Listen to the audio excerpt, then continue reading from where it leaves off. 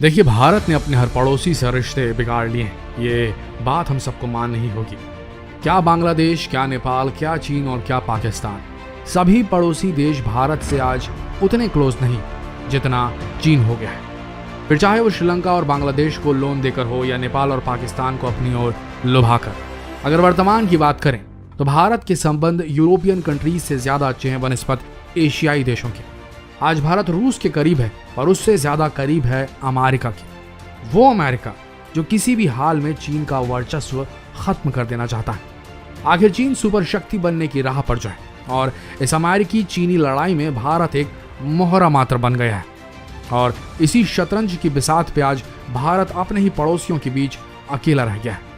इतिहास गवाह है कि अमेरिका ने हर बार यही किया है, पड़ोसियों को लड़वाया है और बाद में उन्हें अपने बनाए हथियार बेचे हैं।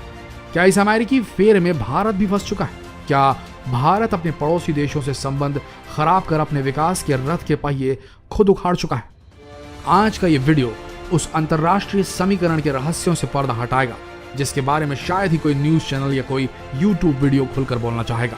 तो आइए देखते हैं कैसे अमेरिका ने शातिर तरीके से भारत को बनाया अपने चीनी विरोधी मुहिम का हिस्सा। भारत चीन विवाद में अब अमेरिकी राष्ट्रपति डोनाल्ड ट्रंप भी कूद गए हैं। वो कह रहे हैं कि मध्यस्थता करने के लिए तैयार हैं। ट्रंप की अपने देश में फजीहत हो रही है, इसलिए वे कुछ ऐसा करना चाह रहे हैं जिससे उनकी इमेज बेहतर हो जाए और उसका लाभ वो चुनाव में ले सके। बहरहाल अमेरिकी मध्यस्थता की कोई गुंजाइश दिख नहीं रही है और भारत एक बार को तैयार भी हो जाए तो चीन कभी इसके लिए तैयार नहीं होगा। लेकिन ट्रंप की इस पेशकश को यहीं छोड़ देना ठीक नहीं होगा, क्योंकि इसके पीछे बहुत बड़ा रहस्य है। क्योंकि एक तो उन्होंने पेंटागन यानी कि रक्षा मंत्रालय की सलाह पर यह बयान दिया होगा और दूसरा इसका अंतर्राष्ट्रीय राजनीति से सीधा संबंध है। ट्रंप ये बयान देकर जताना चाहते हैं कि विश्व का नेतृत्व अभी भी उनके हाथ में है, न कि चीनी राष्ट्रपति शी जिनपिंग के। दूसरे चीन पर दबाव बनाना भी इसका एक मकसद होगा। कई विशेषज्ञों का मानना है कि मौजूदा विवाद सीमा के एक झगड़े से ज्यादा अंतर्राष्ट्रीय कारणों से बढ़ रहा है। अमेरिकी राष्ट्रपति ने चुनावी राजनीति की वजह से चीन के खिलाफ मोर्चा खोल रखा है। वो अपनी नाकामियों को छुपाने के लिए चीन को खलनायक की तरह प्रस्तुत करना चाहते हैं, इसीलिए तरह तरह से उसकी नाकेबंदी करने में लगे हुए हैं। उन्होंने WHO के जरिए चीन पर निशाना साधा और बहुत सारे देशों को इसके लिए सक्रिय भी किया। अब ट्रंप को उसमें ज्यादा सफलता नहीं मिली क्योंकि चीन ने खुद उस जांच के प्रस्ताव का समर्थन कर दिया जिसे अमेरिका अपने यूरोपीय मित्रों के साथ उसके खिलाफ इस्तेमाल करना चाहता था। इसके बाद ट्रंप ने चीनी कंपनियों को निशाना बनाया, बहुत सारी कंपनियों को ब्लैकलिस्ट कर दिया। उन्होंने ब्रिटेन और दूसरे देशों पर भी ऐसा करने के लिए दबाव बनाया। इसी वजह से ब्रिटेन ने 5G योजना से चीनी कंपनी हुआवे को बाहर करने का मन बना लिया है, लेकिन ये तो पहले भी होता रहा है।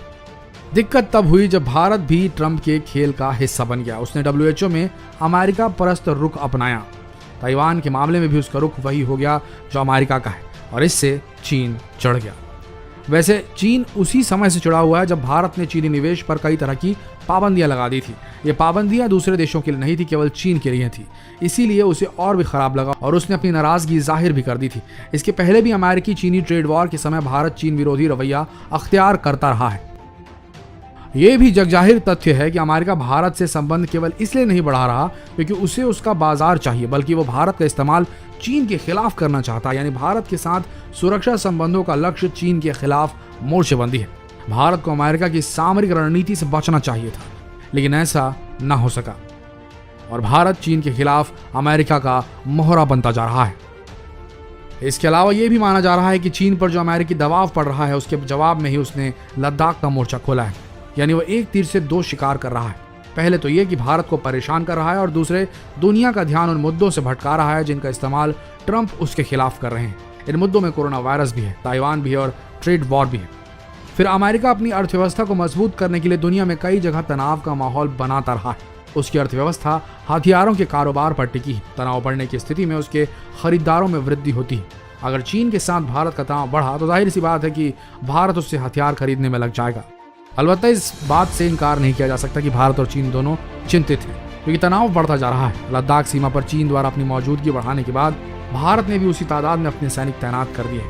भारत अगर दिखा रहा है कि वह युद्ध की तैयारियां कर रहा है तो चीन भी इसी तरह की हलचलें करता नजर आ रहा है। दोनों देशों के सैन्य अधिकारियों के स्तर पर कई राउंड की बातचीत हो चुकी है, मगर कोई हल नहीं निकल रहा। ऐसे में सवाल उठाए जा रहे हैं कि क्या दोनों देश जंग की तरफ बढ़ रहे हैं। अगर देखा जाए कि टकराव की वजह क्या है, एक ऐसा सवाल है जिसका जवाब पुख्ता किसी के पास नहीं है।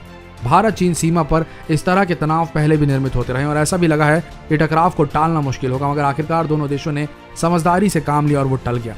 क्या इस बार भी तनातनी का यही अंजाम दोहरा जाएगा, या फिर ऐसे समय में जब विश्व महामारी और आर्थिक मंदी से गुजर रहा है तो एक और मुसीबत मोल लेकर अपने पैरों पर कुल्हाड़ी मार लेंगे दोनों? सवाल ये उठता है कि टकराव की क्या वही वजह है जो हमें दिखाई जा रही है, यानी लद्दाख क्षेत्र में सरहद को लेकर विवाद। लद्दाख से लेकर अरुणाचल प्रदेश तक भारत चीन सीमा पर लगभग 2 दर्जन ऐसे क्षेत्र हैं जिनको लेकर दोनों देशों के बीच विवाद है और समय समय पर ये उठते रहते हैं। चूंकि वास्तविक नियंत्रण रेखा का वैसा निर्धारण नहीं हुआ है जैसा कि पाकिस्तान के साथ लगने वाली सीमा पर, इसलिए ये भी तय है कि फिलहाल इसका अंत नहीं है।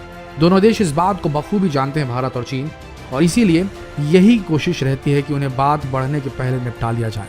इसका एक तंत्र भी विकसित कर लिया गया है। जो दोनों देशों के बीच वार्ताओं की जो कवायद शुरू हुई थी उसके चलते जंग को टालने में मदद जरूर मिली, भले समाधान न हुआ। अच्छी बात यह है कि दोनों लगातार बात करते रहे। अब ये देखना भारत को है कि भारत को उसके पड़ोसियों के साथ संबंध सही करने हैं या ऐसे देशों से जो 7 समंदर पार है। आपका क्या कहना है इस पूरे प्रकरण पर, ये कमेंट सेक्शन में जरूर लिखें। मिलते हैं अगले वीडियो में, तब तक के लिए आप सबका इस वीडियो के अंत तक बने रहने के लिए धन्यवाद।